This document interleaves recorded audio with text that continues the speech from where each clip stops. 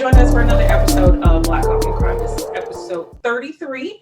So we have entered March. This is the first day of March. Beginning, the beginning. This is going to be the beginning of spring in a couple of weeks. We have made it to the third month of 2021, but we've been struggling. This year told 2020 to hold my beer. So we thought we were gonna just kind of ease through, but we have not. We have seen an insurrection. We've seen unprecedented snowstorm in the Southwest. Yeah, it's all bad. But things are looking up. We got a stimulus package approved. So we're gonna be like, "Where's my money?" So we are going to go ahead and start the show. As always, when we start the show, we do want to let you know that we are not law enforcement professionals. We do this just because we like talking about crime and current events. If we say anything that is misrepresenting you or your family or anything like that, it is not in any way malicious. We find these stories that are on the internet. The information is already printed, and then we just talk about it in an unscripted, real talk way. So we'll give you some facts, but then we're just really asking questions of each other and saying things and asking questions that you might want to know too. So my name is Brandy, and then we have also another Brandy and Jackie. So this is our crew every week. You can always reach us on Instagram, Facebook, or info@blackcoffeecrime.com. You can also give us coffee money on Cash App at Black Coffee Crime. That will be posted in our bio on Instagram and on Facebook. So definitely want to give us some coffee money so we can continue to do this on a weekly basis. All of our episodes will be on our YouTube channel every Tuesday. I try to get them to you early in the morning, but sometimes I'm asleep and I ain't gonna do it. So you will still get it on Tuesday. Every week we do start off with our church announcements. Our announcements are as follows. Obey your pastor. No, respect your pastor and obey the ushers. This week I'm chewing gum, so pretty soon the usher's gonna come around with the paper towel. Oh, you eating candy too? Yeah, you out of pocket for doing that. Making all kind of noise. Yeah, somebody gonna come around in a minute. Here and we just got our pews redone. Yeah, you gonna put a stain on the Mess it up for everybody. I need a little something, because I'm gonna sing in a minute. The A&B selection. You're on program. You're on the program. I'm on the program this week. In 2021, we still have suspended the prison ministries indefinitely. We ain't coming back, y'all. And it's not necessarily because of COVID. We just really don't want to go. We just really, we really don't want to go.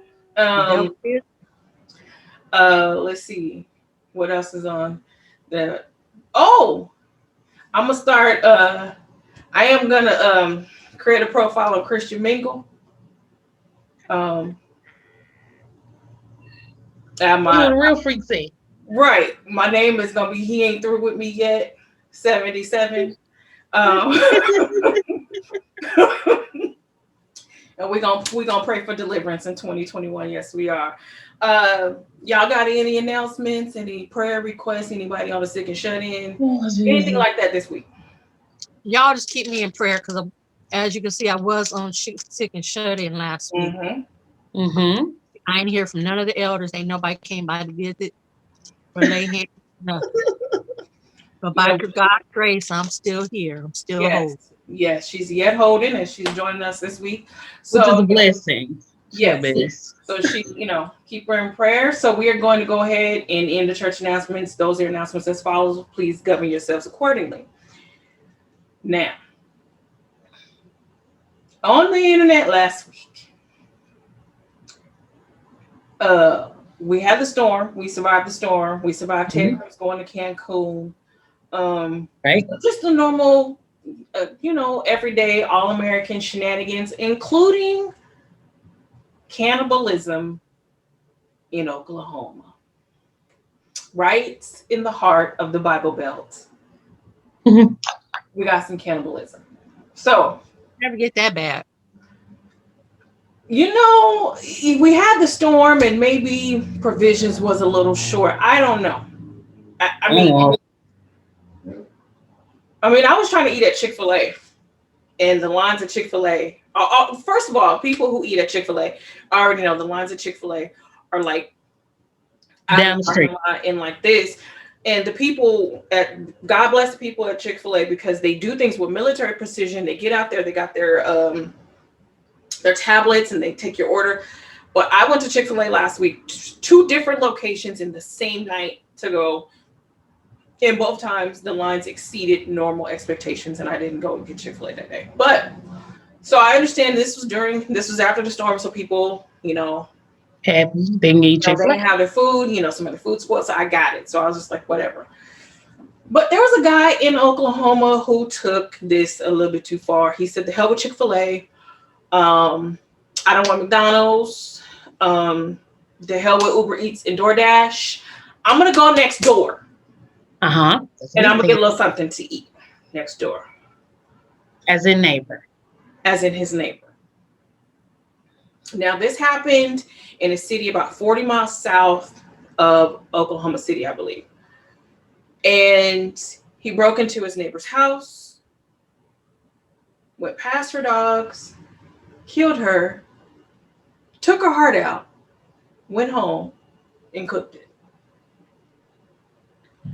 Without provocation. Like so this guy's name is Lawrence Anderson. He's 42 years old. You forgot the most important part. We're going to get to the most important part, baby. Okay. I just want to give a little bit of background about this. And then we can talk about the part that you and I talked about, which is weird and morbid, but we talked about it. So Lawrence Anderson recently got out of prison, January 18th. He was sentenced to 20 years in state prison in Oklahoma. The governor commuted the sentence to 9 years. So that means he did 3 years and he got out. And these were drug charges. So he has had a lifetime of, so far, non-violent drug charges. Mm-hmm. So there was no assault, no rape, no anything. It was just drug charges. Like he was distribution of crack, possession of narcotics, things like that. So he was released. Well, he was released to his uncle's house. His name was Leon Pye, and his aunt Delcy Pye. And on February 11th, he broke into the neighbor's house. Like I said, her name was Andrea Blankenship, and I'm sorry. Andrea Blankenship breaks into her house, stabs her, bludgeons her and stabs her so many times, and then takes her heart out, goes home, he cooks it, and he tries to feed it to his family to block out the demons or to send the demons away or something. He said, get rid of the demons or something like that. Yeah. Whatever demons there were. I don't know who had demons. Was it neighbor? Yeah, the family was it doesn't say. Doesn't say who had them. And it did say if he had any sort of conflict with the neighbor prior to this, or whatever. But he breaks into her house, goes through the back door, uses his shoulder. So he's a substantial sized guy, and I'll post a picture of him. Breaks into her house, takes her heart out, takes it home, cooks it with some potatoes. A side of potatoes. He didn't just cook this. He Jeffrey Dahmered this with some seasoning. Yeah, he hooked it up. He made a meal out of it. That's called making a meal. You got your protein, got your starch. All he needed was side vegetables. I don't know if he had field greens. I don't know what he did. But he tried to feed it to his family. They did not eat it. And then he proceeded to assault them as well. He killed his uncle, Leon Pye, 67, and Leon's 4-year-old granddaughter. He also stabbed his aunt Delcy in both eyes. She did survive, but the other two were deceased. Now, she was able to call the police, and that's how he was arrested. When he was arrested, he confessed also to killing the neighbor. The police went next door, broke into the house again, and found Andrea Blankenship bludgeoned and with her heart disemboweled, basically. Chest opened and her heart was gone. What's so Yeah, crazy about this story is that I know people are going to say, why did they let him out of jail? they did. He, he had no No violent prior, priors. right. It was just all drug Violent charges. charges. Yeah, it's just drugs. No, I It's mean, just drugs. so, I mean, especially with COVID and everything, I'm pretty sure they let a lot of people go who didn't have like serious violent charges or whatever. So we can say that this man had every right to get out. Right. We don't know what happened to him to make him all of a sudden become, I mean, not just violent, but gruesomely violent person that not What? only killed the neighbor, but you go kill your uncle, your And that little your 4-year-old. A 4-year-old. your cousin and your aunt will try to kill your aunt Try to kill your aunt. and feeding them to try to get rid of a demon. It was crazy. Um, he was released on recommendation of the parole board, so he was paroled. So the decision that they made, they have not made any sort of statement towards after he was arrested. They were reached out to, according to Washington Post and the Oklahoman newspapers. The parole board was reached out to, but they haven't responded as to what they used, what reasoning they used. But I'm quite sure it's because he was convicted of nonviolent crimes. Mm-hmm. Now, mind you, he had a number of drug charges, but again, no previous assault charges or anything like that, even person-to-person assault.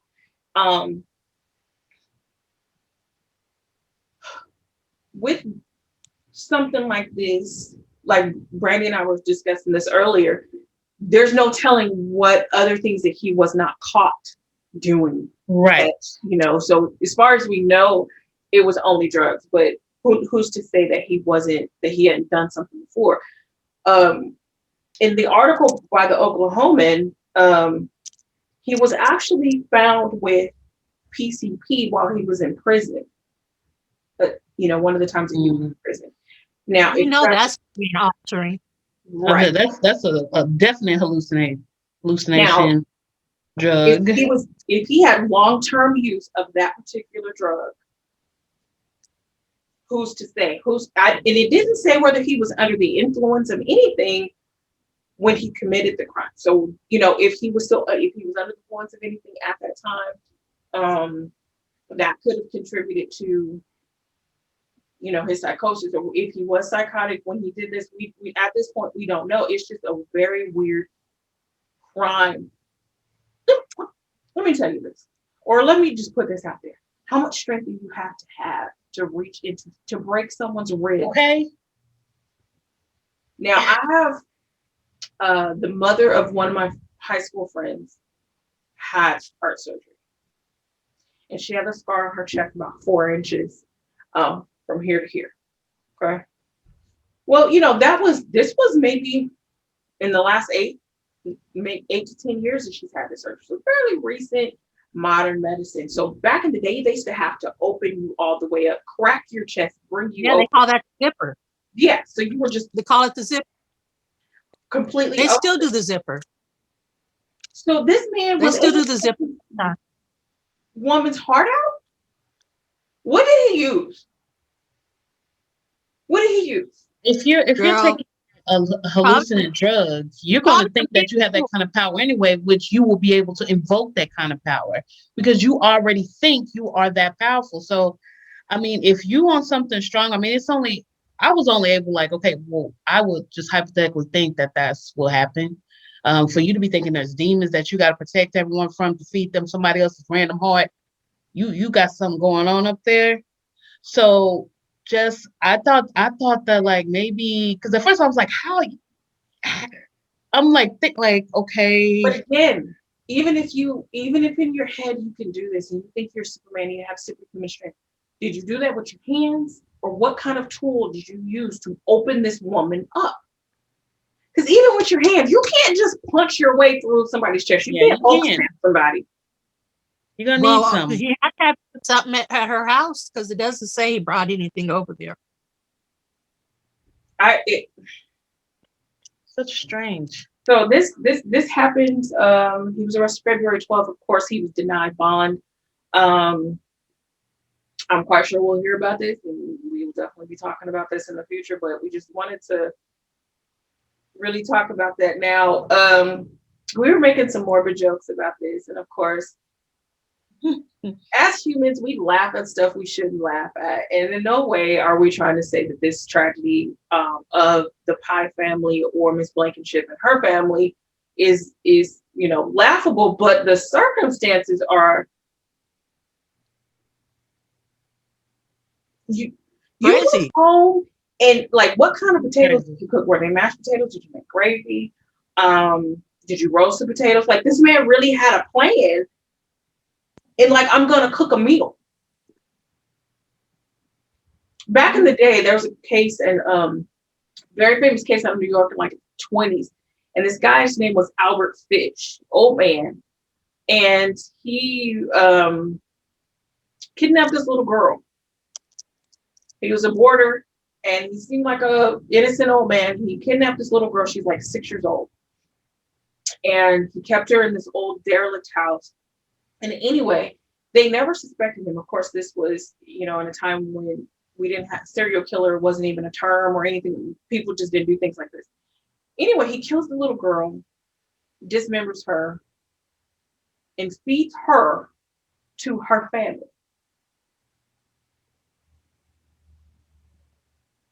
He feeds her to her own family. So it's in the beginning of this, I believe it was in the 20s or the teens. So they really have no inkling of people could do this. Normal people could do this. And so, of course, what do you do? What do you do with that? We've had cases, since then. We know about the Donner Party. Yeah. That was like. That was our necessity. But people were still. What was that clown? What was the clown's name? Oh, go ahead. And even in the 70s with the flight, was it in Peru over the Andes, the soccer team who got caught? I mean, they wanted to live, and hence the movie Alive. They was out of necessity. But this is not out of necessity. Just going home and bringing home no shank with a little onions and peppers and a smidge of garlic and making gravy over no potatoes. And he killed his family because they did not eat. That was the clown that was selling like the human barbecue. Oh, are you talking about John Wayne Gacy? Yeah, John Wayne Gacy. Yeah.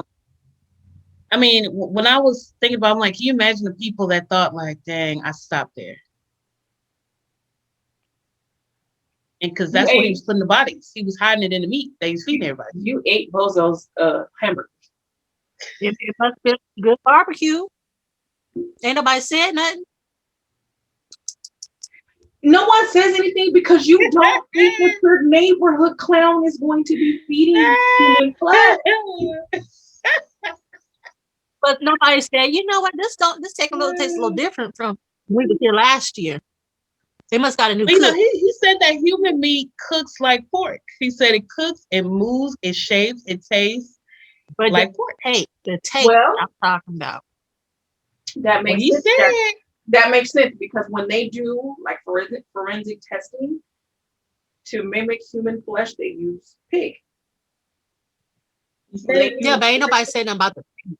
When they do ballistic testing, they use pig. So the other white that must have been a hell of barbecue sauce.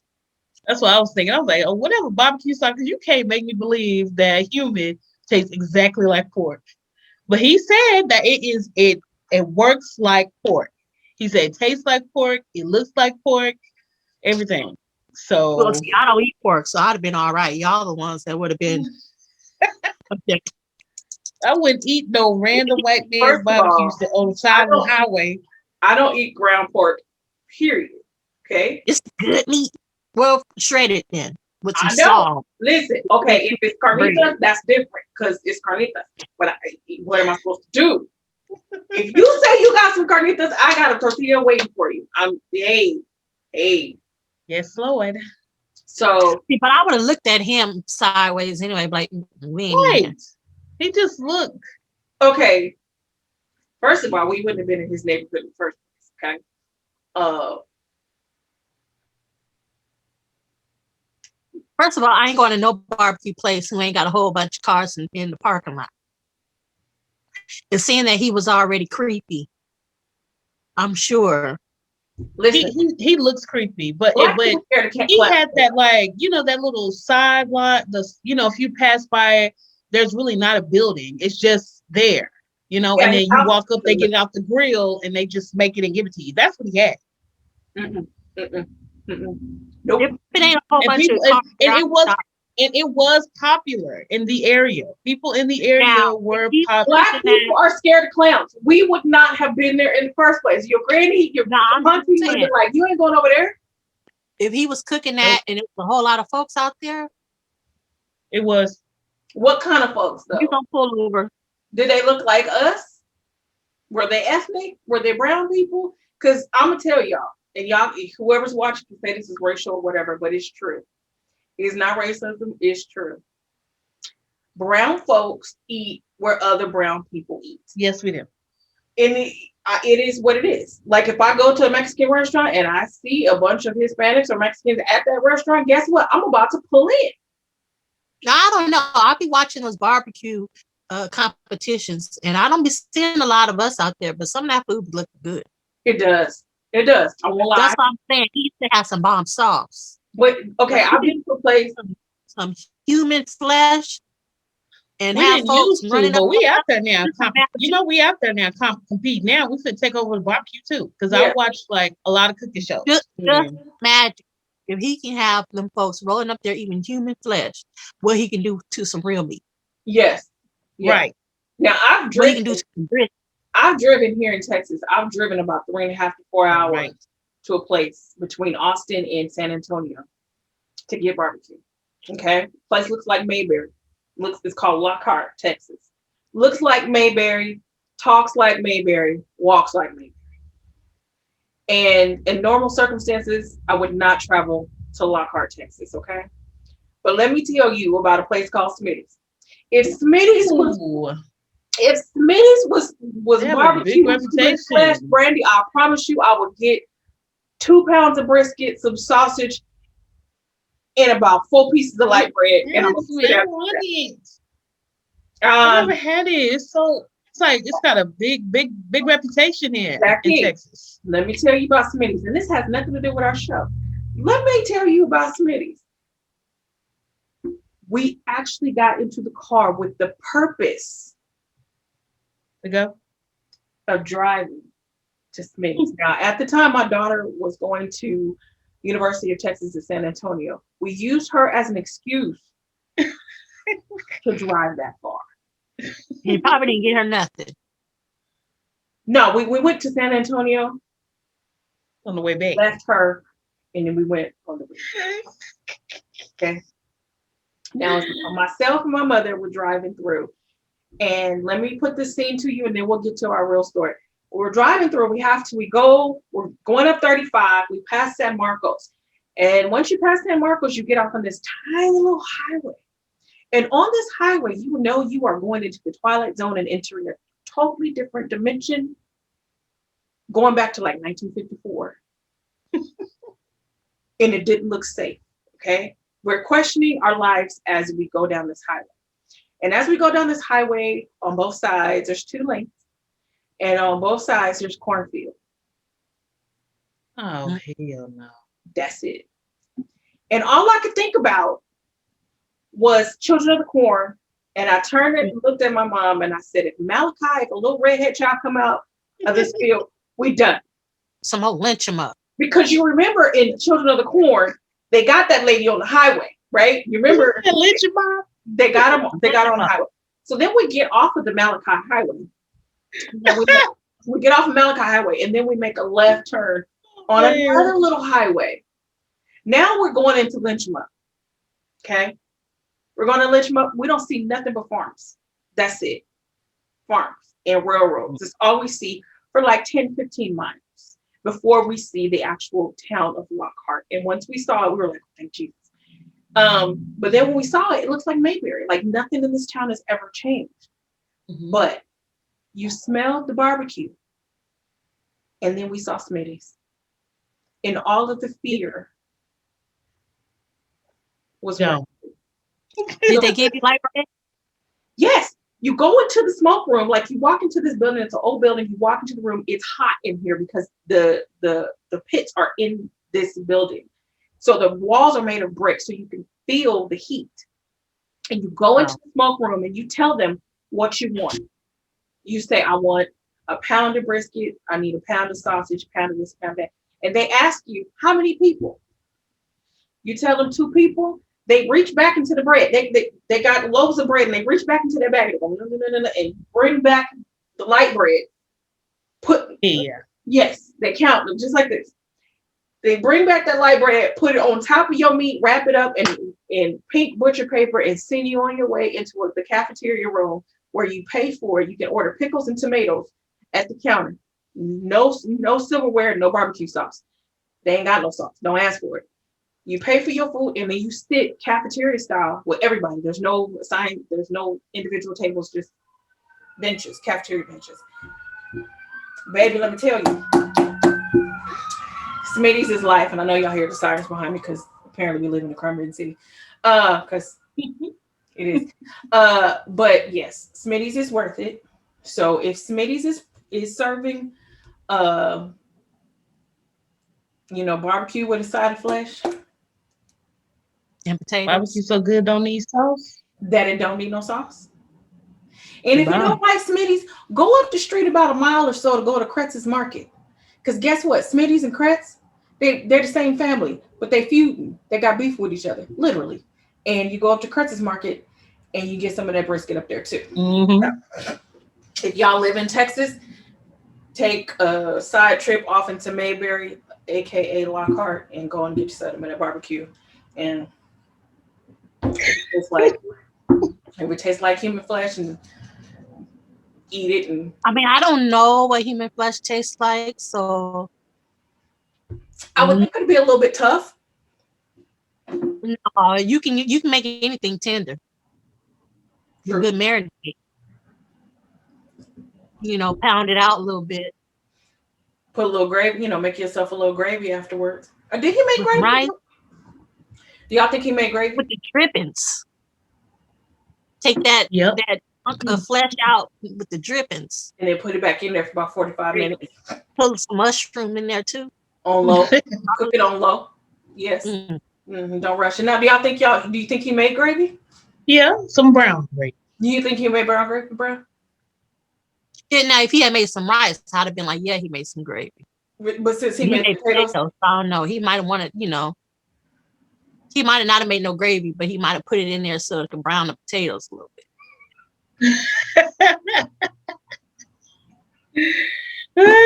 Because all that seasoning is crusted on the bottom of that pan.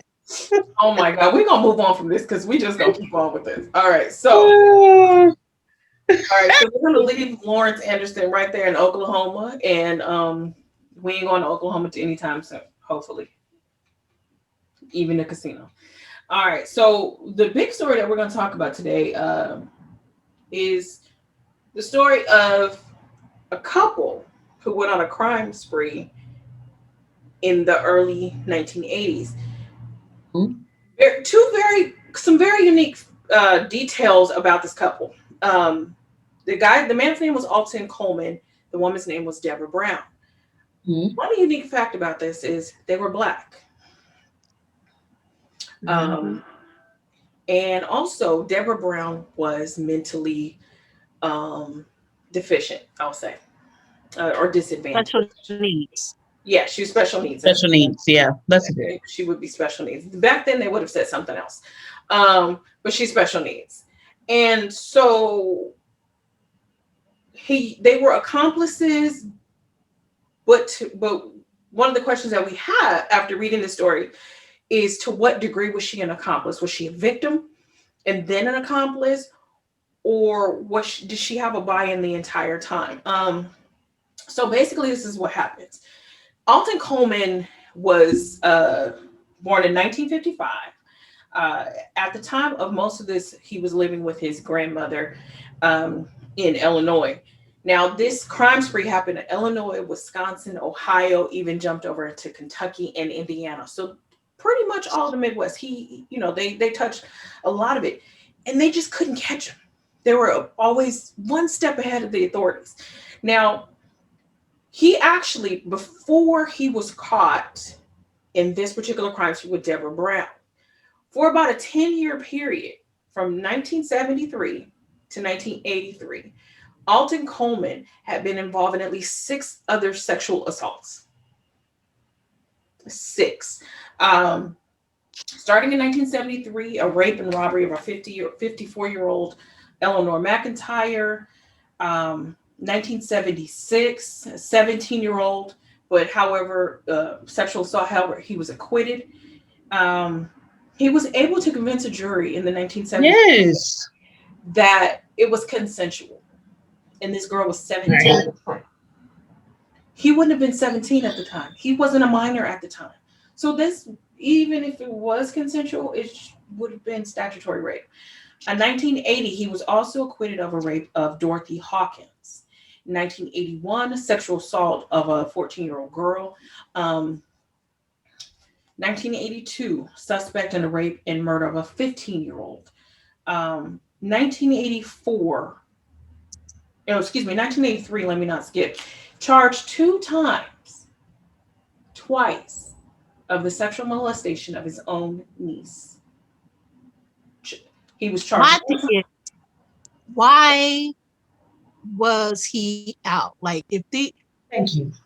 All these children, I mean, if it was Madison and Kylie, we wouldn't even see this man no more. Exactly. And this is one of the, also, I'm glad you brought that up, Randy, because most of his victims, his sexual assault and murder victims, were Black. Yes. And that is a huge element. A lot of serial killers, in their mind, if they're going to pick a victim that they can continue their crime sprees on, they will pick victims who have large risk factors, like prostitutes. No one's going to miss them.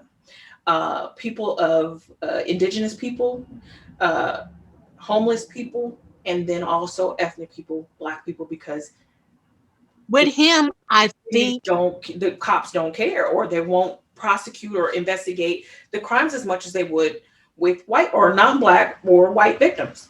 I think with him, though, it was mostly accessibility. Exactly. These are people that he would have had access to, but he also knew that.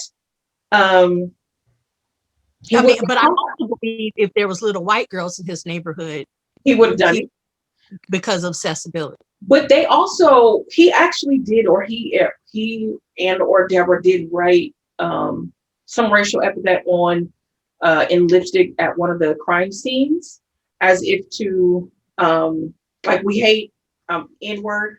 That's what they put on there. We hate N-word. So I don't know if he was trying to kind of do, probably trying to get them off the train, trying to deflect them or something like that. But these were the people that he had access to. And then also, he wasn't stupid, so he would have known that it's going to take some time for them to catch on that this is the same person, and or investigate the crimes at all.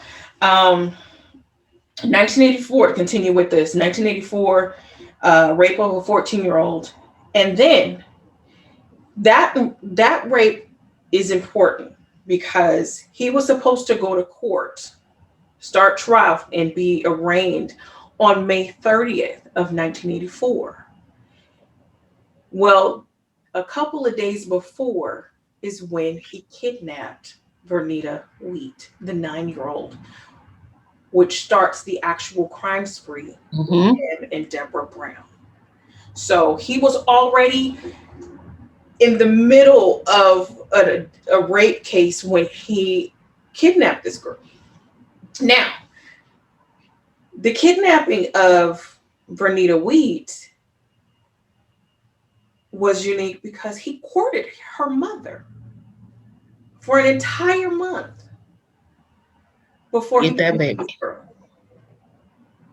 So you're talking about an apex predator. He didn't do this by opportunity. He did this out of deliberation. Mm-hmm. He deliberated. You know, this, again, we're talking about the 80s, so we really can't judge these people by our, 2021 suspicious standards, really, because nobody's Right. suspicious. We were able to play outside literally until the streetlights came on in 1984. So Barely locked the doors. They didn't barely lock the locked the doors. doors. Barely. Right, as we talked about with the Richard Ramirez case, we didn't start locking our doors in California until Richard Ramirez, until 1988, 1989. That's when we locked our doors. Mm-hmm. We had criminals, whatever, but you didn't find them in your own backyard. But that's when we started locking our doors. So these people still had a air of innocence about them. So he courted her mother for like a month, and he was nice, and he came around, and so she's at her like, house "This is a every nice day. guy." At the house every day. So the day that he kidnapped her, I believe that was on the 28th or the 29th of May, couple of days or the day before he was supposed to be arraigned on the the um, the rape case of Shalonda Thompson. I hate to say her name because she was 14 at the time, but um, he was supposed to be arraigned for the case, and so he said when he was, well, paraphrasing, that basically his anxiety towards having to be arraigned on that Thompson case is what made him kidnap and assault Vernita, which makes no sense At all. because you courted this.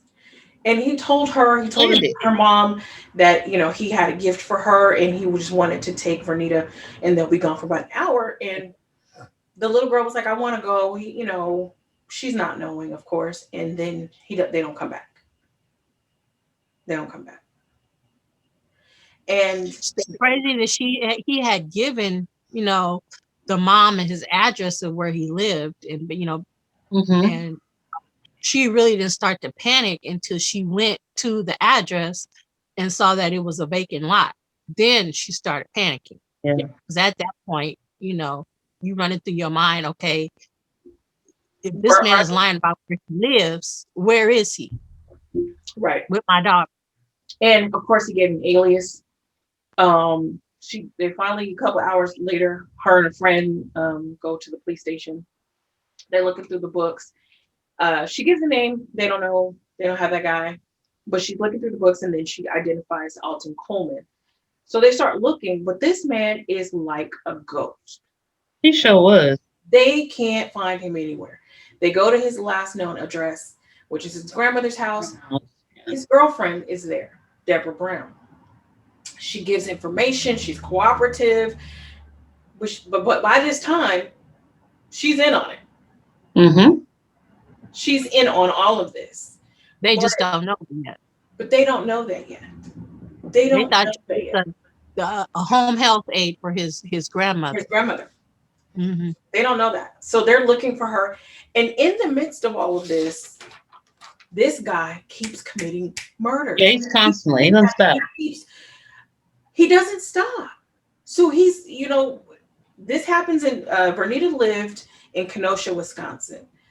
He grew up in Evanston, Illinois. So he's from Wisconsin to Illinois, which they're not very far from each other. Evanston and Kenosha, not very far from each other. So he's going back and forth and he's skipping across borders. They can't find this guy. He just doesn't stop. What else did he do? Let's see. So by June, what happened? He ended up killing one couple. He was asking about their camper or something. Mm-hmm. White couple that they say he's very charismatic. I mean, clearly he got off from raping an underage child. So, yes. And he's there with Debra, and I'm sure her being there kind of softened everybody, okay, well, this man, and then there's this woman with him.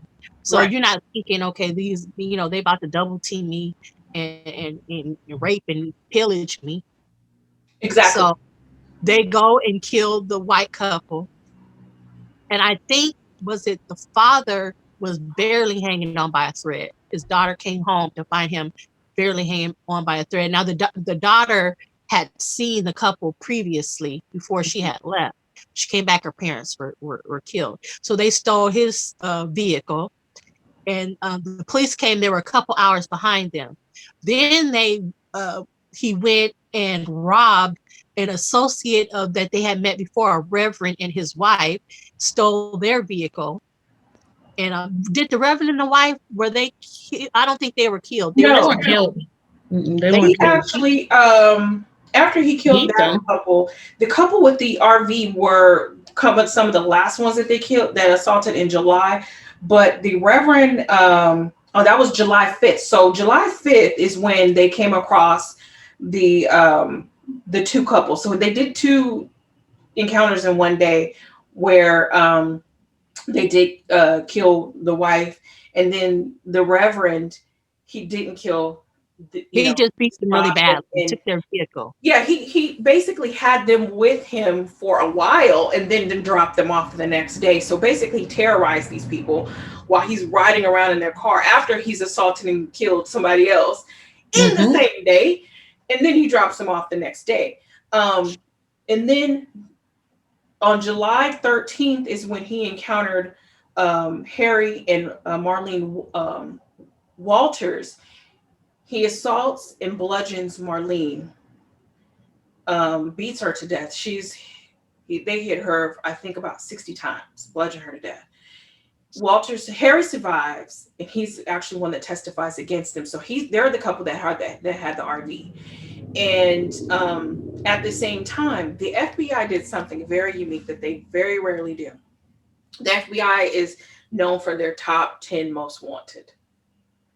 They modified their top 10 most wanted to include Alton Coleman as the 11th person on this list. That's crazy. We missed one. We missed a few because from the time were they still in their area when they met that family? The kids were playing outside and they came to the kids. They were new to the neighborhood. No. And the mom invited them over for dinner. And the little boy, they're talking and watching TV. Killed his mother and put him in the basement. The little boy saw him put a knife in his pocket, but he's a kid. Then the news comes on and where his face is up there because it's a manhunt at this point. So he tells the kids to go to sleep. I don't think the mother saw. It was 2 boys, a girl, and the mom. They go and rape. And they were small kids.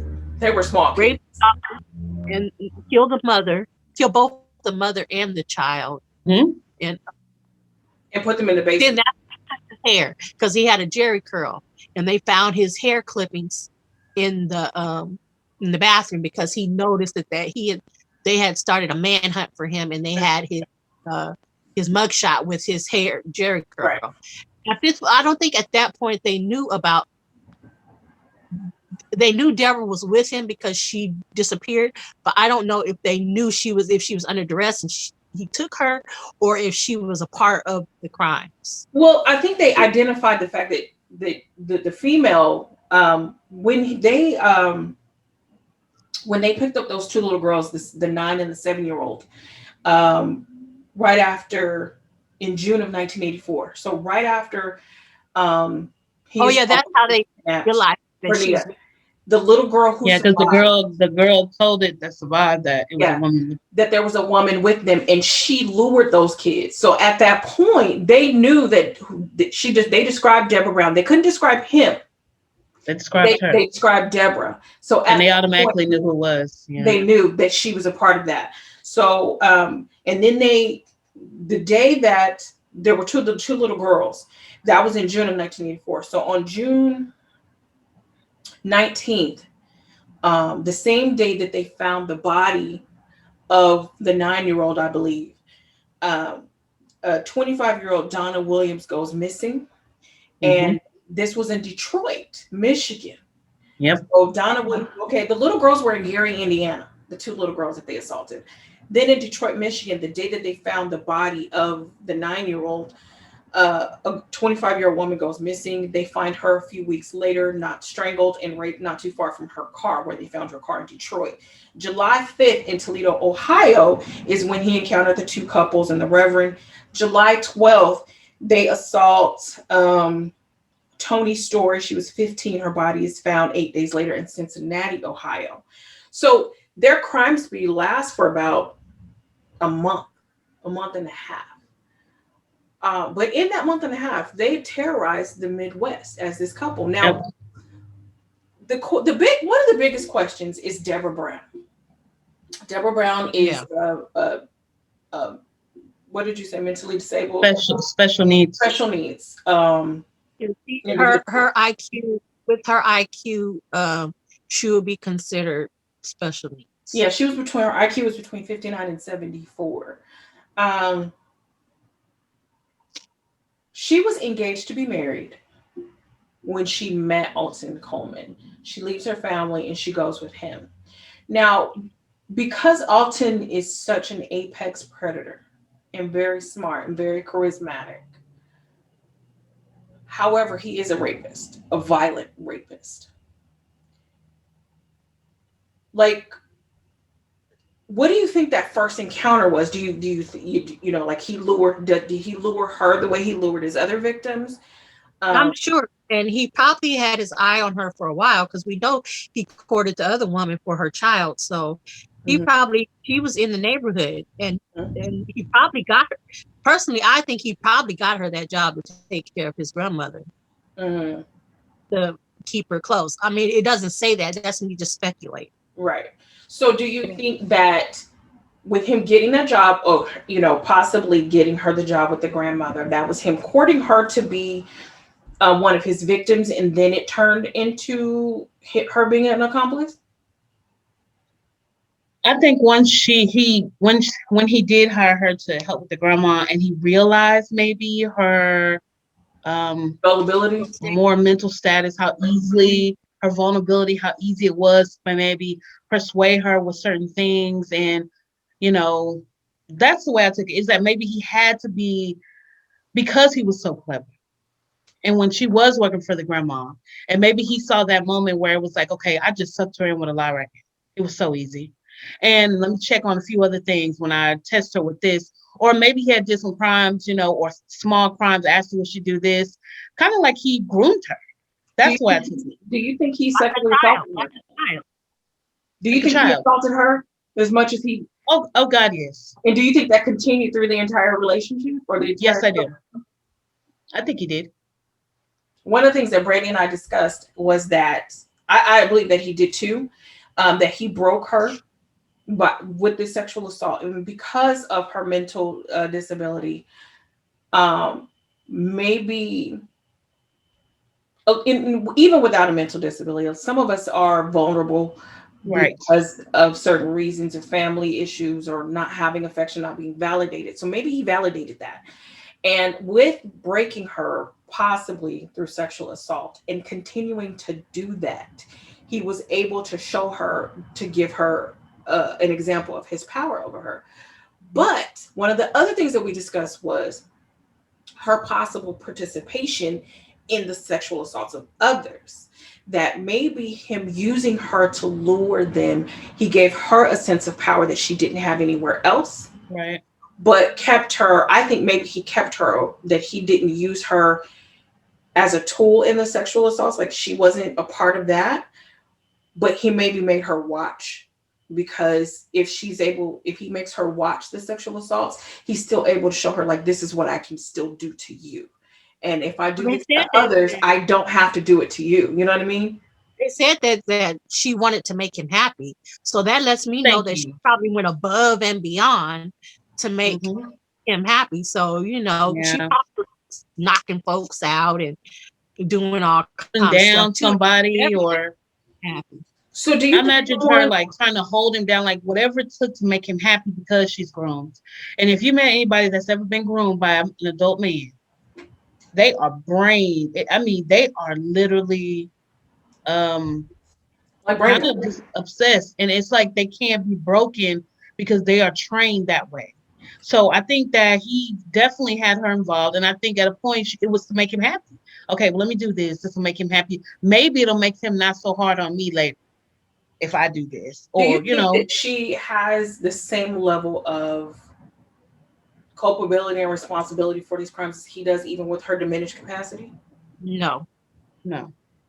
She did get the death penalty twice, though. Yes, she did. But they commuted it because, or at least for one state, because she was. Both states. It was committed for both states. Oh, they did? Because I thought it was just one. Both of them. They did both. Both of them. But I mean, basically, she's kind of like a child. She is. Okay, so. But I do think that she took part. I do. Thank you. I do think she needs to be responsible for her part in there, though, as well. Because she knows right and wrong. Because right and wrong. She even was trying to say that she did the murder so he wouldn't get in trouble. So she knew that what she doing wasn't right. She knows that. A child knows. He knew of her diminished capacity, so that's why he was trying to pin it on her, because he knew that she would either get off on insanity or a jury would have more sympathy towards her. Do you think he asked her, or do you think she just automatically did it?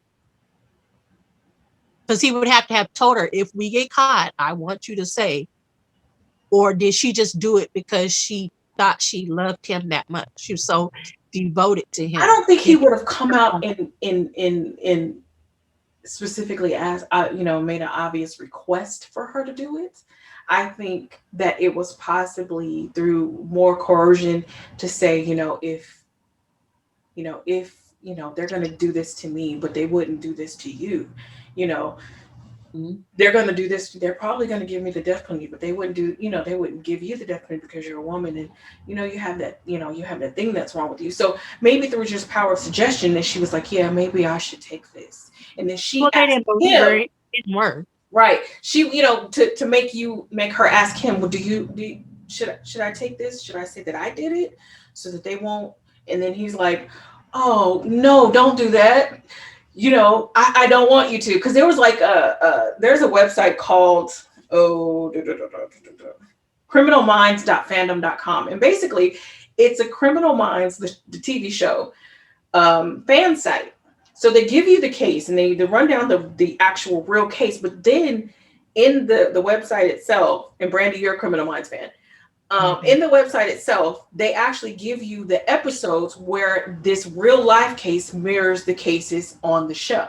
I need to check that out. So that's nice. It's called criminalminds.fandom.com. And on that website, they were tried together in one of the states. And they have like a moment where he's telling her, and it's like kind of like a real intimate moment where basically he's telling her, like, I know this is scary, but it'll be okay, kind of thing. So it's kind of like, did he have genuine affection towards her in this crazy, morbid kind of way? I don't think it was affection. I think it was her loyalty to him. In his sick mind, I don't think he had any affection for anything.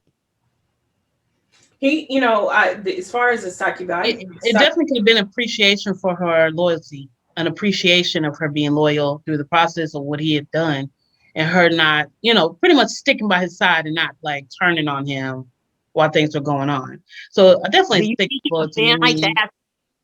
You think a man like that has the capacity to love anyone? Yes. Genuine, like how we. Yeah, I do. Yes. I think whatever love he has has some kind of skew to it. I don't think he can have genuine love how regular people have genuine love. I think it's always some kind of skew. Well, I happen to think that normal, regular human love has an agenda, period. Anyway, we talk about unconditional love. I don't really believe that there's many cases where we love unconditionally. When it comes to friendship, even platonic relationships or romantic relationships, we have conditions. Whether or not they are tangible conditions or intangible ones, where in our hearts and our minds, this person has to have this thing. And if they do something, I can no longer love them, or I love them because. So those are the things. I love this person because. So I do think that he had the genuine capacity to love. However, it was, in your words, Brady, and I agree, skewed. But I also believe that I have a skewed sense of the same. Now, I'm not psychotic, but in my going towards love or wanting to love or giving someone love is not on the same agenda as his, but it's still, I'm gonna give this person love unconditionally. So I do believe he had that capacity. I don't know who he had it for. Maybe it was her, but I don't necessarily think that he didn't have it. And people who commit crimes, yes, I do believe that they have the genuine capacity to love. I don't think he loved her. But I think you choose who you love, and you choose who is worthy of that love. And you have child molesters and child rapists and pedophiles who will pillage the entire village, but won't touch their own kids or won't touch someone else. So it's you're choosing, because love is a choice.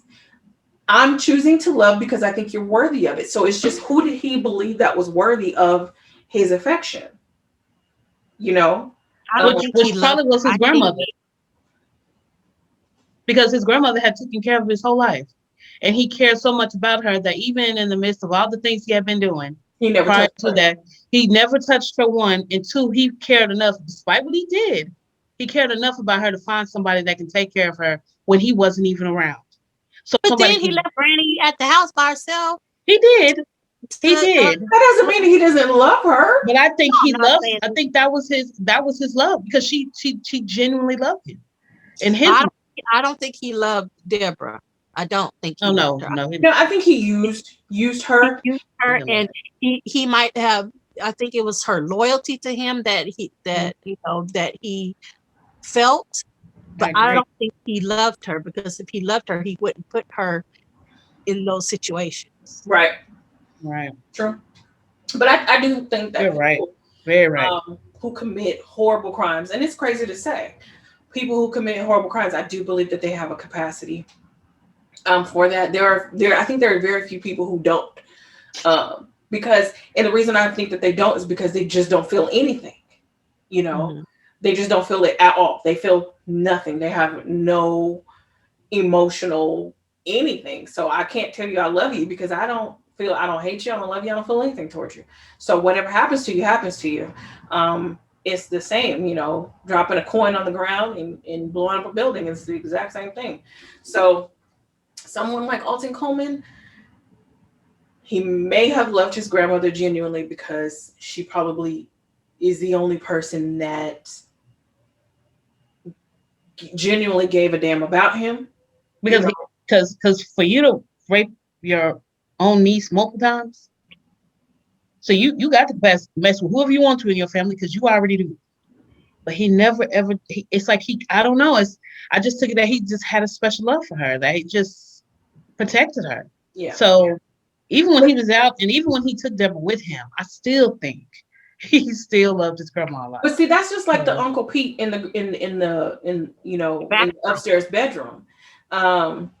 Is that the one person that they do love is the person that protects them. Mm-hmm. And that's a part of the skew that Brandy's talking about, or maybe that's a part of the skew that Brandy's talking about, is that they love the person that protects them. And unfortunately, it's usually the grandmother or the matriarch of the family that protects the abuser in the family. Wow, that is so true. The predator in the family, and sacrifices everybody else. Because when he assaulted his niece, it was his mother and his sister, the little girl's mother, who turned him in, basically. So of course he's going to go against them, because you didn't protect me. That's so true. I know that did it twice, and I know that firsthand. That is very true. And that the grandmothers, it's the grandmothers. Yeah, they're going to protect you no matter what. They are going to be on your side no matter what.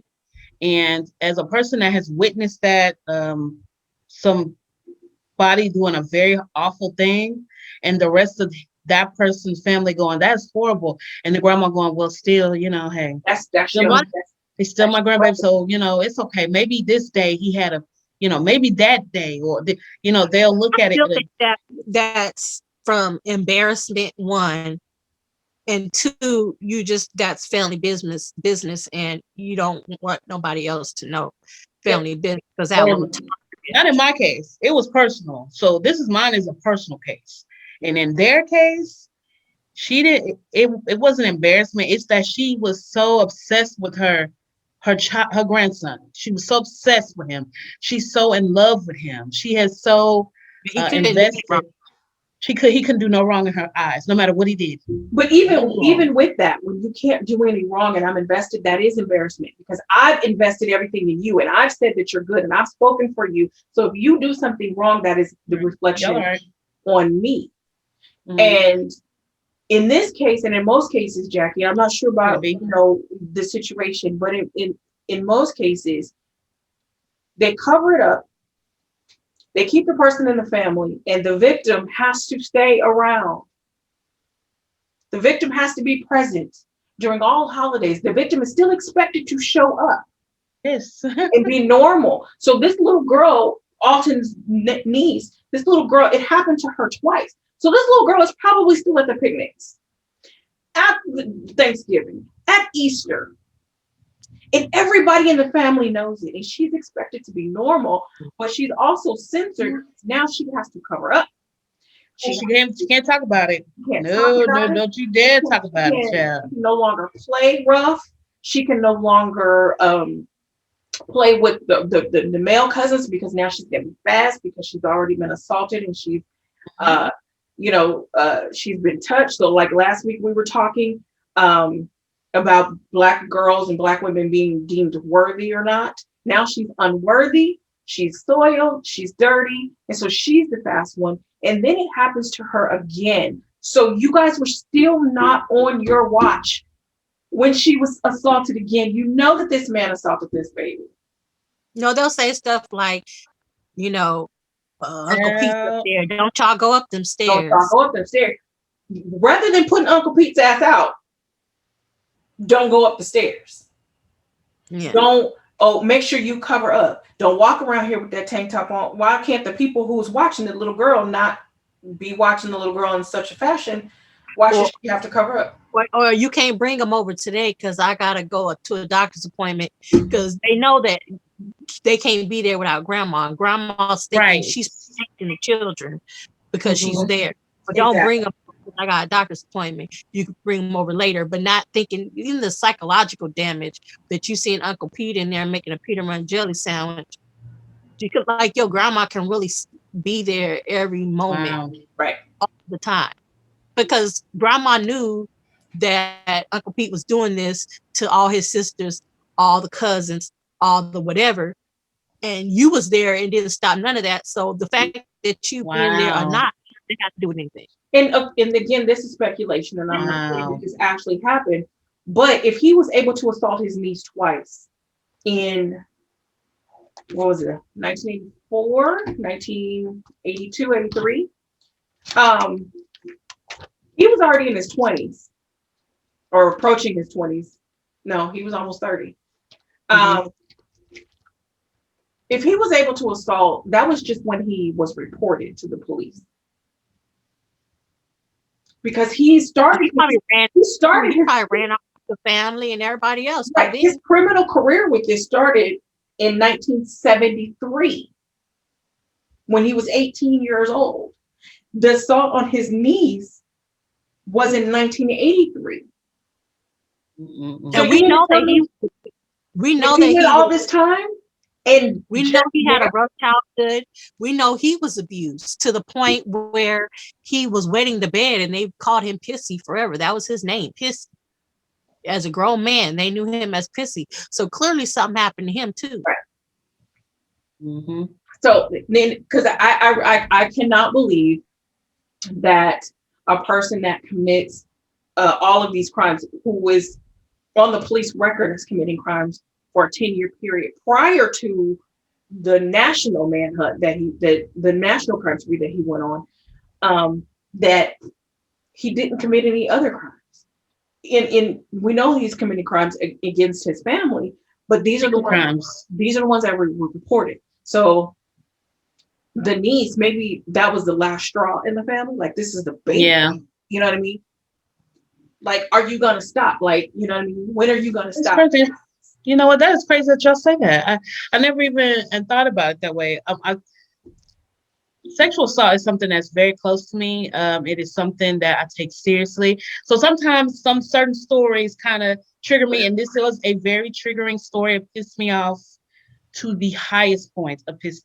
Just I was pissed, and even watching the documentaries that Brandy sent, in our group chat, and I was watching them, and I was so mad. And I just now realized when y'all said it that is something that said, okay, well, grandma, she's not gonna be here, so he going, be in the function area, so don't come because she's not gonna be here, or being told like, hey, at the family function, don't bring nothing up. Don't talk about it. Make sure you don't act weird. Make sure you speak. Make sure you don't want to get grandma upset. You don't get up. Don't get her mad. Speak to everyone. Make sure you're cordial. Make sure you're kind. Because I have to love both of y'all. So you just got to deal with it in the space. And I just never paid that much attention to that till just now. Yeah. And when you think about it is so true. How many? We are in an age right now where we tell our daughters and our nieces and even our sons and nephews, you got to tell me. And we are ever watchful of our children. Mm-hmm. Think of our parents' generation, our grandparents' generations, that you didn't talk about it. You don't talk about it. You cover it up. And how many family functions have you been to? Mm-hmm. If you go back and think about it, in hindsight, think about how many family functions where one of your cousins or your aunt was very uncomfortable with one of your uncles or a family friend. Or how many times your mom told you, or they saw you, one of your uncles hugged you a little bit too long. Your mom said, come over here. Why don't you come over here? Or your grandmother or one of your older aunts said, why don't you come over here and sit next to me, baby? Or where did he that way? How many times he's that way? You leave your uncle alone, he's a little crazy. Or how many times have somebody like, where are these kids at? Where's so-and-so? Where the kids? But instead of isolating the person or the problem, we continue to expose our children to sexual predators simply because we share DNA. So you think, okay, we'll handle it, or it's like we'll handle it in-house because we don't want to call a white man in because what they might do to him. Mm-hmm. Listen, they might kill him, they might whatever. So we're gonna handle it in-house. But you're not really because he deserves. They do whatever he gets from whoever. He done ran through the whole family with grandma there or not grandma there, with aunties and whatever there. He done ran through the whole line of boys and girls in the family. So you're not really handling it in-house. You're trying to keep the white man from getting them. Yep. But at the time where you're trying to keep the white man from getting him, or even having the white man give him some therapy, you are causing generations of trauma to your family. Yep, very much so. Generations of trauma. But let me tell you, if there's ever anybody in my family, I'm telling you, I'll put this out in the universe and on the Al Gore's internet. If there's anybody in my family, anybody that I know, I'm telling. Period. I'm telling.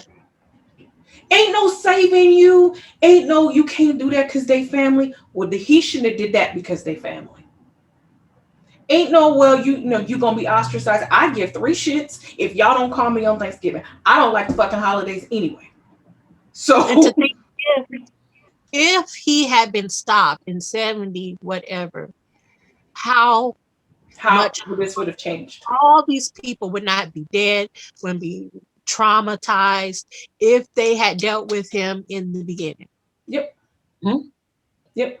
And how many times, and again, I don't know this to be true, but how many court cases, how many times did someone from that family go down to the courthouse or go down to the police station and vouch for him? And tell the story about his childhood? Yep. And this is the reason why this person in 10 years had 6 or more sexual assault cases, and 2 of them were acquitted. And he still went to jail. And this is a black man in Indiana. This is a black man in Illinois. Illinois is one of the most racist states. when they caught him, they tried to use the defense that he was abused and all of this Yeah, they stuff. did. But you That's had the time that it didn't work. stretch of crimes, killing folks, They sure raping did. children. This is the time that it didn't work. And you have to think that his crimes were mostly against Black girls. Ooh, Some of those crimes, that's a whole conversation. his later crimes were he had some assaults, robberies of white people. So you have to think, was he added to the FBI's list because he assaulted some white folks? Yes. Because his previous crimes were, like you said, people who were accessible to him in his own neighborhood. And Indiana, racist as hell. Kentucky, racist as hell. Ohio, racist as hell. Yes. Illinois is still one of the most racist. Northern Illinois is one of the most racist places in the country. Now, right now. So 30 years ago, 40 years ago, what was it like? And he wasn't convicted and put under the jail for rape? What? It just wasn't one. What changed? What changed? But you know what? I do think the kidnapping of the lady's daughter, them finding her bound by her neck, her hands, Bernita? with wired. So I mean, she had decomposed so badly that they kind of couldn't even. I think that really got to them. Because the FBI was involved at that time. The FBI got involved at that point. But all them other girls he had, I mean, we don't know. There could have been some deaths that he did. So, right. So I don't think he just started killing folks with her. Right. Especially after Debra. Oh no. After he got Debra. No. Absolutely not. Absolutely not. I agree. Jackie, and I'm very sorry. When we come up with cases and ideas, I just think about stuff and I put things on the list, and I was not thinking. But let me say this: if there's ever for the both of you, I can't help it. It's just it's not that I suggest that is triggering. But I like to learn. Yeah, but sometimes I like to learn. You don't want to do that. Some of my stuff is triggering. Brandy knows why some of my stuff is triggering. So just sometimes because I'm still going through some of my triggering situations, then she would understand why I say that. But you can always say like, this is not good for me, or I don't want to do it, or we're not doing it. That's why we sit here like this all the time. Right. Or we're not doing this because you wanting to learn and us doing this show and talking about this should not be at the expense of your mental health and your peace and your sanity. We give a disclaimer. We talk to the audience about whether this is triggering to you. If we say anything wrong, that please let us know. We're sorry. We don't mean to be malicious. So it would be crazy for us not to extend that same courtesy to ourselves. Right. And just so y'all know, the Brandies did not know this was triggering. They didn't have no idea. I'm sure they can read my energy on the show today, but they did not. They had no clue. I didn't say anything. So I was just reading at home like. I'm so sorry. So sorry. And, last week, I don't know if y'all knew about last week, but I was triggered as shit last week. But my trigger went into to the point of anger. Because as I said in that show, someone had recently said something to me about sexual history and unworthiness and what I would have to be in order to be, I will be candid, in order to be his wife. First of all, bruh, I ain't asked you to be your wife. Let's get that. I didn't ask you. You gotta go watch the show, y'all. She was I ain't approach you about nothing, about being with you, being your wife, nothing. So you cannot come at me and tell me that I need to be 1, 2, and 3 to be your wife. Bruh, you came to me. So that means to you, I am absolutely fucking perfect because you came to me. So I was triggered by some things in that subject when we were talking about misogyny. So, but mine was not at the expense of my peace. So having said that, and we extend this to the members of our audience as well, and listeners and watchers. If we say something that is triggering to you or that is incorrect, let us know. I will apologize because I'm not trying to break anybody's peace and joy. If at any point we're saying something that just makes you feel bad, turn it off. Turn it the hell off. Right. But it's good we're talking. But doesn't mean not good that we're not talking about. Because it's good Yeah. that she brought it up because you probably just deal with it. Yeah. I'm more of a deal with the type person. That's just how I am. So I didn't even, I guess, because well, speaking of facts, I wouldn't have never talked about it. Trigger. I'm Yeah. sure they can just tell because of how we act. We're normally pretty, I laugh a lot. I'm pretty goofy. And so they probably could tell.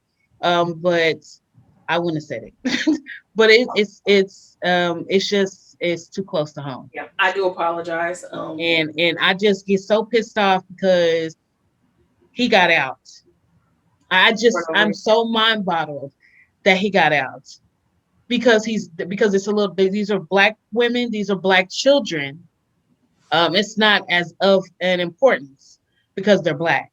The second is of any other ethnicity, but I do agree with Brandy that once they saw that poor baby, that poor woman, or with that death was probably hard on them, but it was the FBI. But it just pisses me. It just pisses me the fuck off that they let this man out. They let him out, and he was just terrorizing He these little was girls. terrible. He was That's absolutely horrible. terrible. It just pisses me off, like This is a drastically. situation when they say, if you tell, I will kill your family or I'll kill whatever. He really would have done it. Yep, Yeah. really would have did it. So I'm It is thinking maybe he get off those other times because people refused to testify or they were too scared or whatever. Because I mean, this man had been all up through all kind of folks. Yeah. Mm-mm-mm. Well, he was executed. He was on death row in 3 different states, which is the only time that has ever happened. Deborah Brown was on death row in 2 states. Of course, her sentence has been commuted to life without the possibility of parole. But Alton Brown was executed in Ohio in 2002 by lethal injection, and they did that on purpose. A couple of states where they didn't try the cases, and he was only convicted of 4 murders. And the reason why is because they didn't take some of the cases to trial because they didn't want to get him convicted in states that did not practice the death penalty. Right. They wanted to put this man to death. So they deliberately picked states that had the death penalty and also that were known for actually carrying through with executions, Ohio being one of them. So they were very deliberate in, it's not that he didn't commit the murders, it's just that he was convicted of 4 because they were very deliberate in where they would try those cases. And also, murder has no statute of limitations. So if it didn't work in one place, it would work in another. So he would still have been convicted and most likely gotten life without parole. They said that there were so many people who wanted to attend his execution. Yes. That they had to have closed circuit TV so other people, the family members and friends and whoever could watch his execution. Just a truly evil ass person. It's very, very few times where we have encounter people who don't deserve any sort of empathy or human kindness. I think Alton Coleman is one of those people who does not deserve human kindness. And that's bad to say. And it's very hard to say because you want to empathize with, you want everyone to be human. But there are some people who don't deserve it because you've exhibited none towards anyone else. You know what I mean? None at all. You have exhibited nothing in your life says, besides the love of his affection towards his grandmother. There is nothing in your life that says that you are redeemable. Nothing in your life that says you are deserving of a second, third, fourth chance, or even a brush of human kindness. You know what I mean? And Alton Coleman is one of those people. Do you think Debra is one of those people that deserves? If Debra was given a second chance and she was allowed out, do you think that she would continue a life of crime? I wouldn't. Whatever, or do you think she would be just a regular person living, in I think society. that Deborah would have been a professional victim. She would have been a professional victim. She would fall victim to the next person that found her and the next predator that was able to use her. So yes, she would have done it again because someone else would have preyed on her. I think she was a I was professional just going to say that. and I that was going to say, do you think that would make people automatic, like a predator, say, I just you think know, that she's one of those people who has a sign on her. Like her whole aura would say, use me. Because she left a good situation and a good family to go with Alton Coleman because he has that bad boy charisma. And there are a lot of women who have that. I'm a professional, not myself, but they have that a sign, a beacon that's like open, open, professional victim. Use me, use me, And use we me. don't really know the history on Deborah's childhood or Exactly. anything either. But So she did leave a stable, well, what we can assume is a stable situation. yeah, But I do it believe did. that if Deborah, I don't believe she would have been able to live a normal life and be okay. Of course, there's PTSD involved, but I just believe that she would have, if not, I don't think she would have been, on the level of what she did with Alton Coleman, but I do believe that she would have been a victim to someone else in some capacity. Hmm. That she would have so been you think with that she another should stay abuser. where she's at because of that? Yes, I do believe that she would have been with another abuser, and where she is now, at least she's alive. But I don't think that if they would have let her out or acquitted her, that she would be alive today. I think she would have been the victim of Hmm. drugs, a pimp, which would lead to drug use, or domestic violence. Because I just think that some people, not even including her mental disability, I think that just some people just have a personality and an aura about them that screams victim. Hmm. That's And she may have been a victim. yeah, Like I said, we don't know her. We don't know her story. yeah. And part of being a victim is being vulnerable, and I think that she True. was vulnerable mentally, and then maybe her situation led to that as well.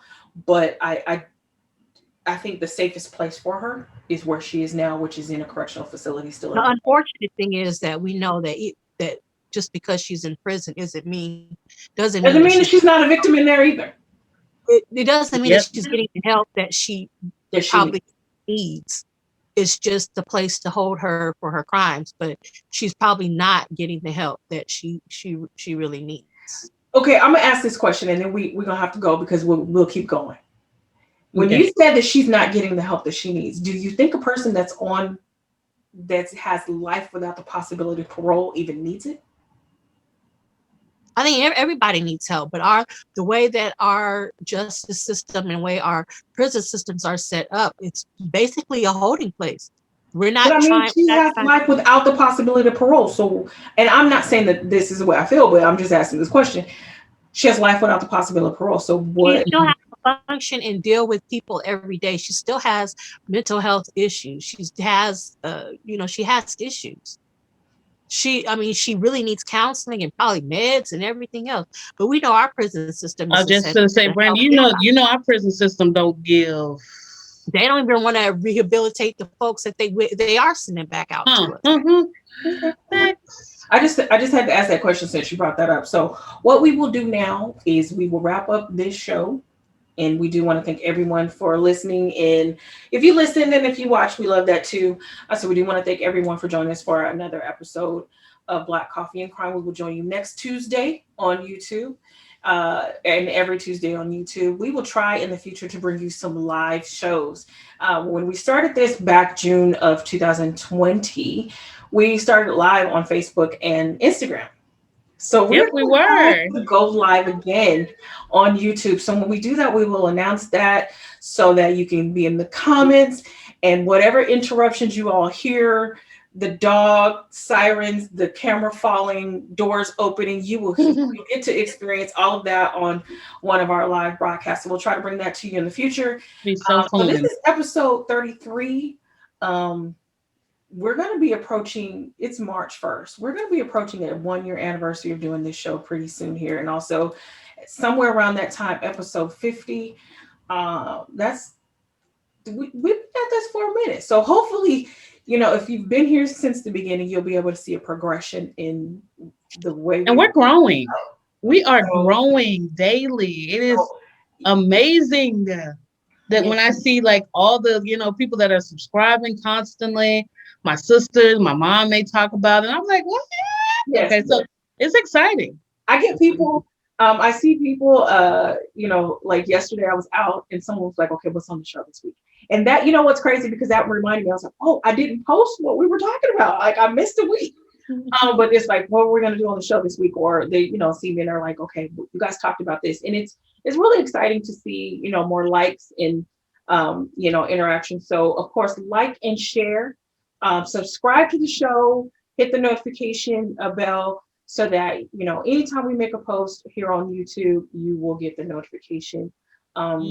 So, we're making changes, as we go along and also getting better. So we will see you on Tuesday, every Tuesday here on YouTube. You can also join us on Instagram at Black Coffee Crime and on Facebook at Black Coffee Crime. If you have any suggestions for shows, let us know. If we talked about something you want to talk about, put that in the comments. If we, if we missed something, let us know that too. But again, be respectful, because our clapback is